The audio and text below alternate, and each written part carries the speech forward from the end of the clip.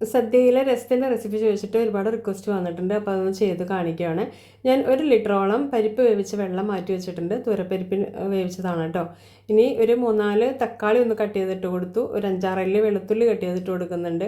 ഒരു 1/2 ടീസ്പൂൺ ജീരകം, ഒരു ടീസ്പൂൺ കുരുമുളക്, 1 ടേബിൾ സ്പൂൺ മല്ലിപ്പൊടി, ഇനി ഒരു 1/2 ടീസ്പൂണോളം മഞ്ഞൾപ്പൊടി, ഇത്രയും ഇട്ട് കൊടുത്തിട്ട് കുറച്ച് കറിവേപ്പിലയും കൂടി ഇട്ട് കൊടുത്തിട്ട് ഒന്ന് നന്നായിട്ട് അരച്ചെടുക്കുന്നുണ്ട്. ഒരുപാട് ഫൈനായിട്ടൊന്നും അരയ്ക്കണ്ട കേട്ടോ.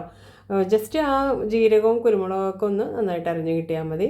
ഇനി ഇതിലേക്ക് ആവശ്യത്തിന് വെള്ളം ചേർത്ത് കൊടുത്തിട്ട് നന്നായിട്ടൊന്ന് മിക്സ് ചെയ്ത് കൊടുക്കാം. അപ്പോൾ എനിക്കിതൊരു 10-20 പേർക്ക് കഴിക്കാനുള്ള രസമാണ് കേട്ടോ.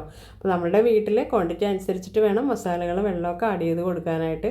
ഇനി ഒരു ചെറിയ പീസ് കായവും കൂടെ ചേർത്ത് കൊടുക്കുന്നുണ്ട്. ആവശ്യത്തിന് ഉപ്പും കൂടെ ചേർത്ത് കൊടുക്കാം. ഇനി ഒരു ചെറിയ രീതിയിൽ പുളി ചേർത്ത് കൊടുക്കണം. അത് തക്കാളിയുടെ പുളിയൊക്കെ നോക്കിയിട്ട് വേണം ചേർക്കാനായിട്ട്. ഒരുപാട് പുളി ആയിക്കഴിഞ്ഞാൽ ടേസ്റ്റ് ഉണ്ടാവില്ല കേട്ടോ. അപ്പോൾ ഈ പുളിയൊക്കെ ചേർത്ത് കൊടുത്തു. ഇനി ഞാൻ ആവശ്യത്തിന് വെള്ളം ചേർത്ത് കൊടുക്കുന്നുണ്ട്. അതിനുശേഷം നമ്മളിതൊരു 10-12 മിനിറ്റോളം ഒരു മീഡിയം ഫ്ലെയിമിൽ വെച്ചിട്ട് നന്നായിട്ട് തിളപ്പിച്ചെടുക്കണേ. അപ്പോൾ ഞാനിത് തിളച്ച് കഴിഞ്ഞപ്പോൾ ഒന്ന് മീഡിയം ഫ്ലെയിമിലേക്ക് ആക്കി വെച്ചു. ഒരു 10-12 മിനിറ്റും തിളപ്പിച്ചെടുക്കുന്നുണ്ട് കേട്ടോ. അപ്പോൾ ടേസ്റ്റ് ബാലൻസ് ചെയ്യാൻ വേണ്ടിയിട്ട് 2 ടീസ്പൂൺ മെൽറ്റഡ് ശർക്കരയും കൂടെ ചേർത്ത് കൊടുത്തു. ഇനി ഒരു 10-12 മിനിറ്റൊക്കെ ആയപ്പോൾ ഞാനിത് ഓഫ് ചെയ്ത് കൊടുത്തതിന് ശേഷം കുറച്ച് മല്ലിയിലയും കൂടെ ആഡ് ചെയ്ത് കൊടുക്കുന്നുണ്ട്.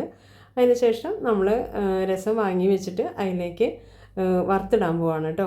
ചീനച്ചട്ടി അടുപ്പത്ത് വെച്ച് കൊടുത്തു. അതിലേക്ക് 1 ടേബിൾ സ്പൂൺ വെളിച്ചെണ്ണ ഒഴിച്ച് കൊടുത്തു. വെളിച്ചെണ്ണ ചൂടായി വന്നപ്പോൾ അതിലേക്ക് 1 ടീസ്പൂൺ കടുക് ചേർത്ത് കൊടുത്തിട്ടുണ്ട്. ഇനി 1/2 ടീസ്പൂൺ ഉലുവയാണ് കേട്ടോ ചേർത്ത് കൊടുത്തത്. ഇനി ഒരു 3-4 ഉണക്കമുളക് ചേർത്ത് കൊടുക്കുന്നുണ്ട്. കുറച്ച് കറിവേപ്പിലയും കൂടെ ചേർത്ത് കൊടുത്തിട്ട് നന്നായിട്ട് മൂപ്പിച്ച് രസത്തിലേക്ക് ഒഴിച്ച് കൊടുക്കാം. അപ്പോൾ രസം റെഡി ആയിട്ടുണ്ട് കേട്ടോ.